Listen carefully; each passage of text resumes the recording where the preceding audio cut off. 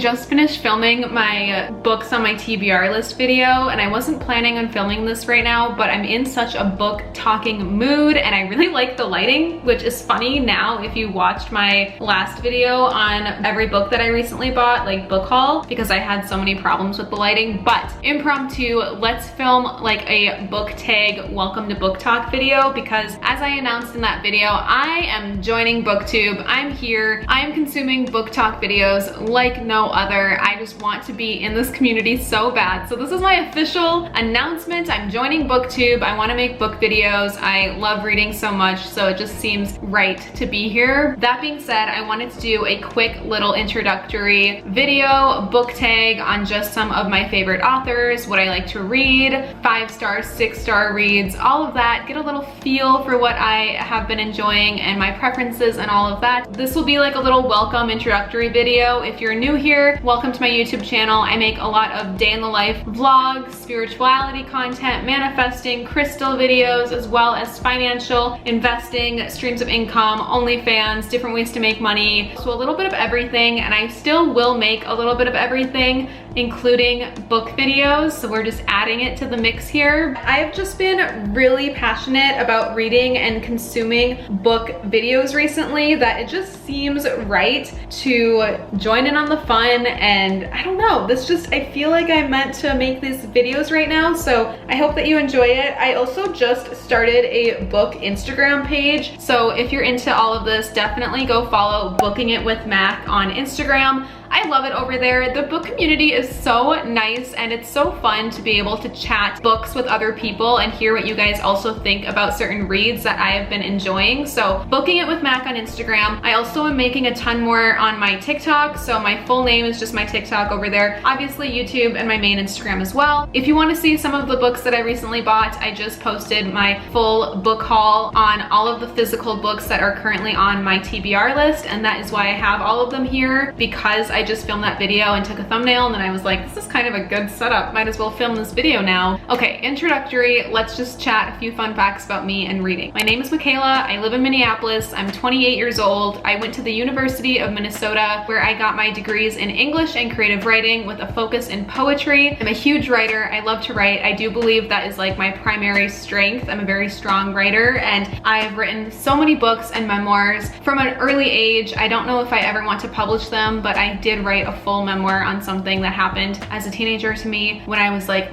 18 years old. I wrote this huge book. When I finished it though, I no longer wanted to publish it because it was like so personal. But that being said, I do have a handful of publications. Most of them are poems and personal essays in various literary magazines, but I am a published writer, which was a huge accomplishment. Going to college and getting my degrees in English and writing definitely steered me away from some of these like fun books that I recently shared and kept me more in the category of like classic and modern literature, memoir, nonfiction, self-improvement. So for a long time, the books that I really enjoyed reading were self-improvement, nonfiction, personal essays, memoirs, poetry, and lit fic. They still are. Like, I love those. I'm such an English nerd for all of that. But recently I have fallen in love with fiction again, and romance, and all these fun reads. Even young adult, I feel like I'm able to appreciate it more. I think my favorite genres to read are definitely memoir, nonfiction, spirituality, self-improvement / self-help, poetry. I'm a little poetry nerd. I know not a lot of people in the book community appreciate poetry, but Button Poetry is like my favorite publishing company. They release the best collections of contemporary poetry in my perspective. Now, poetry, it doesn't have to be like "Where art thou, Romeo" in couplets and stanzas. Like, I love the freedom of prose and contemporary fiction, and that's what's so fun about being a writer and being a poet, is being able to kind of make your own rules with like free poems and prose, and like not following a stanza necessarily or like a rhyming structure. But it is also fun when you do challenge yourself to do that. But I have such an appreciation for poetry because that's secretly like my favorite form of writing. It's the easiest way for me to write my feelings, and then because that was my focus in college with my senior thesis and all of that, and the amount of poems and collections of poems that I had to read for school, it like taught me so much about appreciating poetry. So I am a little poetry nerd, but I recently have started to really enjoy more contemporary fiction as well, including like romance fiction, and getting even more into a subgenre within that category would be sapphic and queer woman-loving woman romance fiction, because that is such a not as represented genre. I mean, it's getting better, but that is something that I'm trying to read every single book in and try to find like the good ones, because there are a lot that in my opinion are not good and cringy or stereotypical or seemingly written by like a straight person. But at this point, I feel like I'm really open to reading anything, and I would love to dive into the world of fantasy, which I never ever thought I would say. Sci-fi and fantasy was always a category that confused me. I never could understand a world. Learning the dynamics of a different world was never something that I was interested in as a reader, but I don't know, I see you fantasy readers and I see what you're posting and I just want to try it. So that might be the newest category for me to try in 2024. All-time favorite authors. Some of my favorite authors of all time include Jodi Picoult for contemporary fiction. I love the way that she writes. She was always a guilty pleasure for me growing up. I read My Sister's Keeper in 8th grade back in like 2008 or something like that, and then read The 10th Circle and just fell in love with the way that she writes stories and has plot twists and emotions and makes you understand both perspectives always. I love her. She's great. Virginia Woolf for more modernism pieces. I love the way that Virginia Woolf writes. That is like my geeky high school like preferences coming out, but she can write a whole story in one complete grammarly correct sentence, and it will like take you into the mind, and that's what modernism was about. And that's what I really loved about modernism, is it was the first time where books were no longer about like physical elements and like more psychological inner thoughts, and Virginia Woolf just like writes about feelings so well. Like that time was all about like abstract and cubism, and modern art was like morphing into redefining what art is, and that transferred to literature during this time period as well. And you get like the Bloomsbury group with her husband and all these other modern writers that are like redefining what literature can be, and it makes for these brilliant books. So Virginia Woolf. Jeanette Walls, the writer of the memoir The Glass Castle. I read The Glass Castle at 18, senior in high school, and related to it in so many ways and loved the way that she wrote and could not believe her stories. Even though she only has, I think, 2 or 3 books published, I do really recommend. Gosh, who else is on my list? Oh, Joan Didion. Joan Didion for like personal essays and even stories. I don't know, I love Joan Didion so much. She recently passed away and it made me want to buy every single book by her that I did not own, but Joan Didion writes so well. I love the way that she writes, and these are all like my favorite of all time authors, so not like these fun new books that I'm discovering with like fluffier work, I should say, but A Year of Magical Thinking is my favorite book by her. It just breaks your heart. It's so sad, but I was able to relate my own grief and trauma to her story by the very first sentence in that memoir book of hers, where she says something along the lines of, your whole life can change in an instant. You're sitting down to dinner and suddenly your whole life changes. And it's about losing her late husband and her daughter, and basically she's just sitting down to dinner and he has a heart attack in front of her. And it's just like that normalcy that people will never understand or feel until it happens to you, where your life is normal and then suddenly you're just sitting down to dinner and your life will never be the same again. And now that the sun has shifted, this lighting sucks. So yeah, Joan Didion, again, such a classic. But for more like fiction and current authors, I think Taylor Jenkins Reid takes the cake, at least so far with the writers that I've discovered. Well, and Jen Sincero, like self-improvement manifesting. Jen Sincero, for sure, you are a badass. I guess this kind of goes into my 5 and 6 star reads, just off of the top of my head. 7 Husbands of Evelyn Hugo. I read this last summer and it really got me back into reading new release science fiction work, like that story, as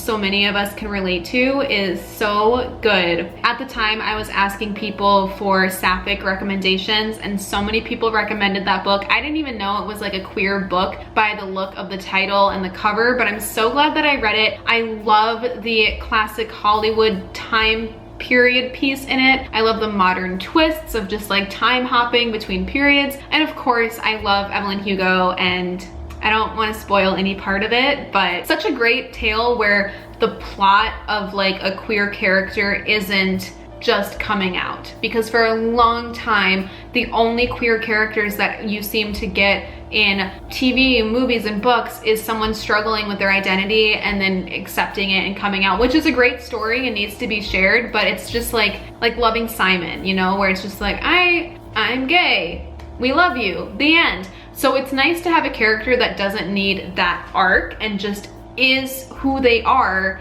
and that's what I'm looking for in all these sapphic reads. So 7 Husbands of Evelyn Hugo, The Glass Castle, You Are a Badass. I guess I can also just look at my Goodreads and see what I've rated 5 stars. I also want to make a video tier ranking all of my 5-star reads. I think that would be so fun. I have 169 books on my Goodreads. Okay, so let's sort these by rating. I feel like right now I'm a pretty easy 5-star rater because there's so many books that I'm just like, oh, loved it, 5 stars. But I think as I grow as a reader, I might become a bit more strict with it. I don't know. There's a difference between 5 stars and 6 stars, and obviously you can only rate up to 5 stars on Goodreads, but I think I'll just mention if it's a 6 star as I go through these. But Sharp Objects by Gillian Flynn. I love Gillian Flynn. Anything she writes is amazing. The Pearl, John Steinbeck. This was such a great short story. Really sad, but really good. Again, that's like my classic modernism literature taste coming out. It's kind of a funny story by Ned Vizzini. I don't know what I would think of this book if I read it today, because I read this in high school, and I feel like my taste as a reader in high school is so different than who I am in my late 20s. But at the time, I definitely would have rated it 5 stars. Life Before Life by Jim B. Tucker. Now this is more of a scientific take on reincarnation in children. So you go through these different cases that these scientists have with children that can recall their past lives and how they try to prove or debunk it. Really, really good. It actually kind of scared me when I was reading it late at night because of just how eerie it is. And I do believe in reincarnation, so really interesting book if you're into that. The Four Agreements by Miguel Ruiz. This is like a spiritual read that I think everybody needs to read. It breaks down literally the 4 easiest things to keep in mind that will alter your whole life. The Sun Also Rises by Ernest Hemingway. Such a classic, and I feel like there's a difference between being forced to read a book by Ernest Hemingway in high school versus reading one for fun. And I read The Sun Also Rises by myself outside of school, and I appreciated it so much more for that reason. Yeah, it was good. Olivia by Dorothy Strachey. 5, this might be a 6-star read. This is where like my Virginia Woolf geekiness kind of like embodies, because this Dorothy Strachey was from the same time period with the Bloomsbury Group, and she wrote this beautiful queer story back in the day when you really like couldn't publish it. And I believe Olivia was published after her passing, like published on her behalf. And it is like this beautiful modernism yearning story of a student that falls in love with her like teacher. Nothing weird, nothing kinky, nothing that is like inappropriate, because it's just this longing that she has, and the teacher being like, girl, no. And then the teacher ends up leaving, and a lot of it takes place in her mind, and it's just her feelings being like, I don't know why I feel this way, like I'm so drawn to you, just give me a hug. And her teacher being like, I gotta leave. It's the way it's written that I think a lot of queers will relate to, and it's like that confusion of like, I don't really know my sexuality yet, but I really like you, and like I think I want to be you when I grow up type of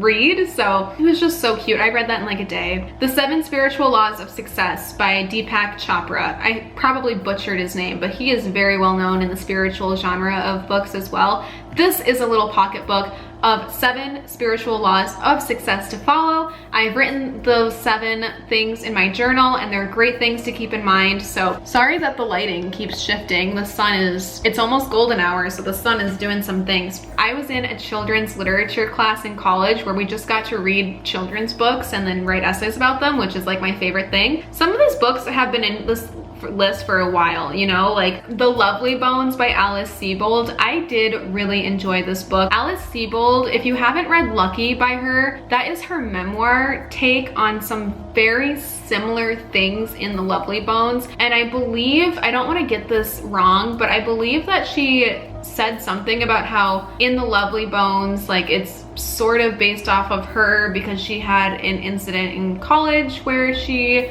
trigger warning, was essayed. Obviously she lived and can share her story, but The Lovely Bones has very similar, like almost like what ifs takes on her own story. It just makes it even sadder, but The Lovely Bones is so good. A Room of One's Own and To the Lighthouse by Virginia Woolf. Those two might be my favorite by her. Her writing is so good. I know that's not for everyone, especially people on like BookTube, so I'll try to move on past that. Okay, Peter Pan by J.M. Barrie. I had to read this for my children's literature course in college, and I didn't know this, but J.M. Barrie lost a sibling growing up. I believe he lost a brother. So when you know that going into Peter Pan and then you read Peter Pan, it makes it very sad because you learn that Peter Pan is almost a way of him dealing with grief as a child, to imagine his brother still alive in Neverland and like that he can just stay a child forever there with the lost boys and he'll be okay. And it just breaks your heart because a child grieving the loss of another child is something that I hope you don't have to deal with. The way that a child's brain can protect itself from such trauma is by placing the lost person or sibling in a place like Neverland. It's so sad. The Bell Jar, I rated 5 stars, and this is another one where at the time in high school I was like, oh, this is so good.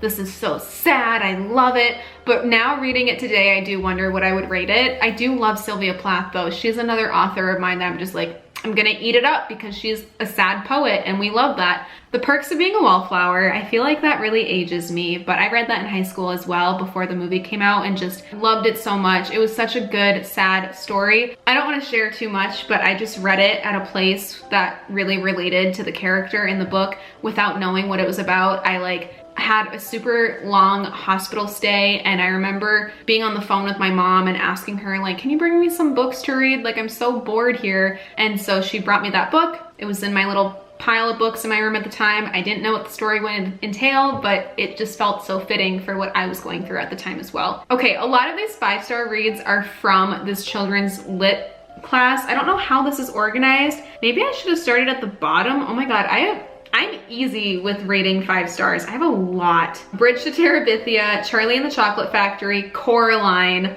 The Secret Garden. We read those all in my children's lit class and I gave them all 5 stars. They were so good. Without a Map was a really good memoir. I love a good memoir. A lot of Jodi Picoult and Virginia Woolf books on here are 5 stars. Emotional Freedom, Liberate Yourself from Negative Emotions by Judy Orloff. This was a really good self-improvement book that I gave 5 stars to. Harry Potter, obviously. Notes from No Man's Land, American Essays, 5 stars. Half Broke Horses. Dark Places by Gillian Flynn, 5 stars. Attached, that was a really good kind of like romance, science, self-improvement book. If you haven't read that, highly recommend. I gave that 5 stars. Okay, this is way too long because I didn't realize I had so many 5-star reads, so I think I'll just do a tier ranking of my 5-star reads. Browsing through my 5-star reads, some of the 6-star reads that I can find in here include You Are a Badass by Jen Sincero. Big Magic, I think I would probably rate 6 stars as well. Oh, and The Universe Has Your Back in terms of like manifesting self-improvement books. Those are 6-star reads.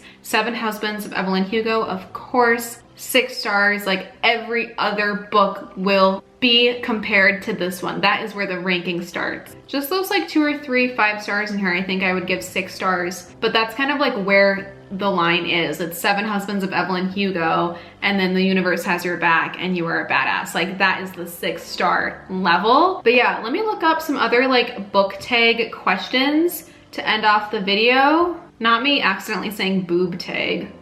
Book tag questions. Hardback or paperback? I definitely prefer paperback, but I don't mind a hardcover. If I have to, I will get a hardcover. Like, this is for book club. It just came out, so it's gonna be on hardcover. But the reason I don't like it is because they're more expensive, and most of my bookshelves I like having paperbacks on. I also want to do a bookshelf tour of how I store, decorate, and style books in my home, and you can see the full book collection. So I'll do that soon. That way it will also be a little like home house tour embedded into it as well. If you're new, you can see that. This one might be a little controversial, but I hate Kindles. I cannot read on them. Like, books to me need, like, I need the pages of a book. Like, there is something so special about being off of a screen to me, holding a book, writing in a book, and tangibly feeling a book, turning the page, like getting into the world. And I've never really been able to do that on a screen. So I know that practicality wise, Kindles or Nooks or ebooks are really convenient and easy to travel and carry with, like especially if you are traveling on a plane. To me, I am so attached to the book that I just cannot use a Kindle. Series or standalones? I feel like I prefer standalone books more. I haven't really read a series in years, but if I do read a standalone book and I fall in love with it, I want to read every single book by that author. So not really series, but I will go through like an author like that. Do you annotate your books? Absolutely. Not so much with like easy fiction, which is what I have a lot on my current TBR list, but like self-improvement for sure. Never really memoirs, but if there's something I can learn from a spirituality or self-improvement, self-help book, I will be annotating the heck out of those pages. Do you DNF? Absolutely not. I try not to. There have been a few, I think. I feel like I have to finish a book in order to give it a bad review. Like, I can't give a bad review on a book if I didn't finish it because it wouldn't be fair. Least favorite book? I don't want to get too controversial here, but It Ends With Us was the worst thing I've read in years. Like, I know people really enjoyed that book, and I think my younger, like 14-year-old self probably would have loved it, but at 28, it was the worst thing I could have read. This girl is writing letters to Ellen and thinking of Dory with Just Keep Swimming. It was so cringy. I hated it so much. That was also the book. It was the first book by Colleen Hoover that I read, and it was the book that I like opened and then quickly realized, oh, we're reading smut. Like, that's why everyone's reading, because they're smutty.